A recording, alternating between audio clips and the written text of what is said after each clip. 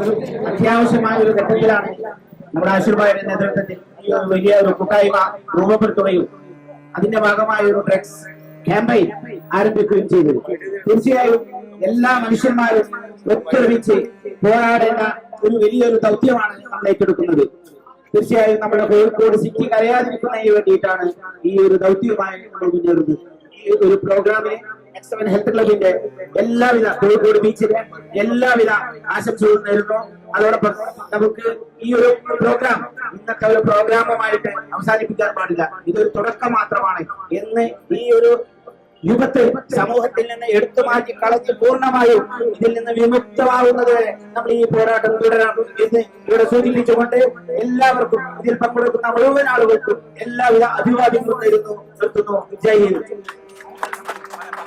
വാസ്തവത്തില് പക്ഷെ ഞാൻ മേയറായി വന്ന സമയത്ത് സൗത്ത് ബീച്ചിലുള്ളവരോട് ഞാൻ ചോദിച്ചു, ഇവിടെ ലഹരി മരുന്നിന്റെ ഉപയോഗമുണ്ടോ എന്ന് ചോദിച്ചപ്പോ അവര് പറഞ്ഞത് ഞങ്ങൾ സമ്മതിക്കില്ല ഇവിടെ ലഹരി മരുന്ന് വിൽക്കാൻ, ഞങ്ങളുടെ നാട്ടുകാർ സമ്മതിക്കില്ല എന്നാണ് പറഞ്ഞത്. പക്ഷെ ഇപ്പൊ അവരെന്നോട് പറഞ്ഞത് ഞങ്ങൾക്ക് അപ്പുറത്തേക്ക് കാര്യങ്ങൾ പോയി എന്നാണ്, കൈവിട്ട് പോയി എന്നാണ് അവർ പറഞ്ഞത്. പക്ഷെ ധാരാളം സംഘടനകൾ, മതത്തിന്റെ സംഘടനകളുണ്ട്, അല്ലാതെ ഞാൻ നേരത്തെ അവരൊക്കെ തന്നെ ഇതിനെതിരായി ഞാൻ മേയറായി വന്ന കാലം മുതൽ പ്രവർത്തിക്കുന്നത് എനിക്ക് നേരിട്ടറിയാം. അതുകൊണ്ടാണ് ഇത്രയേറെ ആൾക്കാർ തിങ്ങി പാർത്തിട്ടും ഇത്രയധികം ആൾക്കാർ പുറത്തുനിന്ന് വന്ന് താമസിച്ചിട്ടും ഇന്ന് മറ്റു രണ്ട് നഗരങ്ങൾക്ക് പിന്നിൽ കോഴിക്കോടാണെങ്കിൽ അത് കോഴിക്കോട്ടെ ഇത്തരത്തിൽ പറയുന്ന ജനങ്ങളുടെ വലിയ ഒരു സന്നദ്ധതയും മനസ്സും തന്നെയാണെന്ന് പറയാതിരുന്നുകൂടാ. അതുകൊണ്ട് ഞാൻ പ്രശ്നം ലഘൂകരിച്ച് കാണുകയല്ല, നമ്മളെക്കാൾ കൂടുതൽ ഒരു ഭാഗത്തുണ്ട് എന്നതുകൊണ്ട് കോഴിക്കോടിന്റെ പ്രശ്നത്തെ ലഘൂകരിച്ച് കാണുകയല്ല. പ്രശ്നം നമ്മുടേത് തന്നെയാണ്. അതുകൊണ്ട് ജനങ്ങൾ എന്തും നെഞ്ചിലേറ്റുമ്പോഴേ നമുക്ക് ഏത് അക്രമത്തിനും വിപ്ലവങ്ങളെല്ലാം ഉണ്ടാക്കുന്നത് ആരാണ്? ജനങ്ങളാണ് ഉണ്ടാക്കുന്നത്. അപ്പൊ ജനങ്ങൾ ഇപ്പോൾ ഉണർന്ന് എഴുന്നേറ്റ് കഴിഞ്ഞു എല്ലാവരും. മറ്റു പറയുമ്പോൾ അവരുടെ ശബ്ദമൊക്കെ ഇങ്ങനെ നേർത്തു പോകുമായിരുന്നു, ആരും ശ്രദ്ധിക്കാറില്ല. മൂക്കിന് കീഴിൽ ഇതൊക്കെ കാണാൻ തുടങ്ങിയപ്പോ, അറിയാൻ തുടങ്ങിയപ്പോ എല്ലാവർക്കും ബേജാറാവാൻ തുടങ്ങി, നമ്മുടെ ഭാഷയിൽ പറഞ്ഞാലും. അതുകൊണ്ടാണ് ഇന്ന് എല്ലാ സംഘടനകളും എല്ലാവരും എല്ലാ കൂട്ടായ്മകളും ലഹരിക്കെതിരെ പൊരുതാൻ തീരുമാനിച്ചത്. ഇങ്ങനെ ജനങ്ങൾ ഏറ്റെടുക്കുമ്പോഴാണ് സത്യത്തിൽ ഏത് തിന്മയെയും ഉന്മൂലനം ചെയ്യാൻ നമുക്ക് സാധിക്കുക. അതുകൊണ്ട് ഈ ഒരു ഹെറിറ്റേജ് വാക്കിലൂടെ നമ്മൾ തെളിയിക്കുന്നത് ഇത്രയേറെ മനുഷ്യരുണ്ട് ഈ കോഴിക്കോട്, അവരിതിന് എതിരാണെന്നാണ്. ഒരുപക്ഷെ നമ്മളുടെ ഇടയിൽ ഒന്നോ രണ്ടോ ആൾക്കാർ MDMA പോലുള്ള വസ്തുക്കൾ അല്ലെങ്കിലും എന്തെങ്കിലുമൊക്കെ ചെറിയ ലഹരിക്ക് അടിമയായവരുണ്ടാവും. അവർക്ക് പോലും പുറത്തു കിടക്കാൻ കഴിയാത്ത നിസ്സഹായ അവസ്ഥയിൽ അവരാഗ്രഹിക്കുന്നത് ആരും ഇതിലേക്ക് വരരുതേ എന്നായിരിക്കും.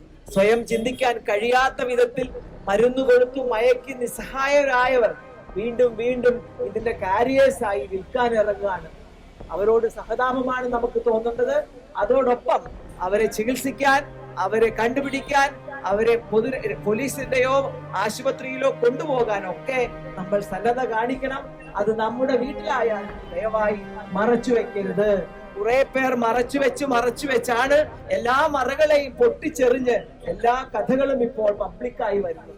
അതുകൊണ്ട് ഇങ്ങനൊരു പ്രശ്നം ആരുടെ വീട്ടിലായാലും ഉടനെ നമ്മൾ വിദഗ്ധമായ ചികിത്സാ സഹായം അന്വേഷിച്ച് നമ്മുടെ കുഞ്ഞിനെയോ നമ്മുടെ സഹോദരിയോ ചിലപ്പോൾ കുറച്ച് പ്രായമായ ആളായിരിക്കും, അവരെയൊക്കെ അതിൽ നിന്ന് മോചിപ്പിക്കാനുള്ള കഠിനമായ ഒരു പരിശ്രമത്തിലേക്ക് നമുക്ക് എല്ലാവർക്കും ഇറങ്ങണം എന്നതുകൂടിയാണ് ഈ ഹെറിറ്റേജ് വാക്ക്. നമ്മുടെ ഹെറിറ്റേജ് ഒരിക്കലും ഇങ്ങനെയൊന്നിന്റെ ആയിരുന്നില്ല. കാരണം അന്നത്തെ ചെറിയ ചെറിയ കറുപ്പ് പോലത്തോ അങ്ങനത്തെ ഒക്കെ കുറച്ചൊക്കെ അടിച്ച് ചെറുതായിട്ടൊന്ന് കിറുങ്ങിയൊക്കെ ആൾക്കാർ ഇരിക്കുമെന്നല്ലാതെ ഇത്തരത്തിലുള്ള ഭീകരമായ അവസ്ഥകൾ ഉണ്ടായിരുന്നില്ല. ഇന്നത് നമ്മളെ ഒക്കെ കൈവിട്ടു പോയി നമ്മുടെ എന്ന അവസ്ഥയിലേക്ക് വന്നപ്പോൾ ഇന്നത്തെ ഈ ഒരു ഹെറിറ്റേജ് വാക്ക് അഗൻസ്റ്റ് ഡ്രഗ്സ് നമ്മൾ പുതിയ ഒരു ലഹരിയിലേക്ക് കുട്ടികളെ കൊണ്ടുപോകാനാണ് നിങ്ങൾ എല്ലാവരും ചേർന്ന് തയ്യാറാക്കിയ പ്ലക്കാർഡുകളിൽ എഴുതിയിട്ടുള്ളത്. അത് പാട്ടിൻ്റെതാവാം, നൃത്തത്തിൻ്റെതാവാം, നാടകത്തിൻ്റെതാവാം, സ്പോർട്സിൻ്റെതാവാം, എഴുത്തിൻ്റെതാകാം, കവിതയുടേതാവാം, അഭിനയത്തിൻ്റെതാവാം, ചിത്രകലയുടേതാകാം, ശില്പകലയുടേതാകാം, എന്തുമാകട്ടെ. എന്തായാലും കുട്ടികൾ ഇങ്ങനെ ഒന്നിൽപ്പെട്ട് വഷളാവാതിരിക്കട്ടെ എന്ന് ആത്മാർത്ഥമായി ആഗ്രഹിച്ചുകൊണ്ട് ഇത് സംഘടിപ്പിച്ച ഈ ഒരു ഹെറിറ്റേജ് കൂട്ടായ്മ സംഘടിപ്പിച്ച എല്ലാവരെയും ഹൃദയത്തിന്റെ ഭാഷയിൽ അഭിനന്ദിച്ചുകൊണ്ട് ഞാനും നിങ്ങളും ഇന്ന് ചെയ്യുന്ന ഓരോ പ്രവൃത്തിയും നമ്മുടെയൊക്കെ മനസ്സിന്റെ സങ്കടവും ആകുലതയും ഒക്കെ അഭിസംബോധന ചെയ്യാൻ കഴിയുന്ന ഒരു ലോകത്തിലേക്ക് നമുക്ക് ഉയരാൻ സാധിക്കട്ടെ എന്ന് പ്രാർത്ഥിച്ചുകൊണ്ട് നിർത്തുന്നു.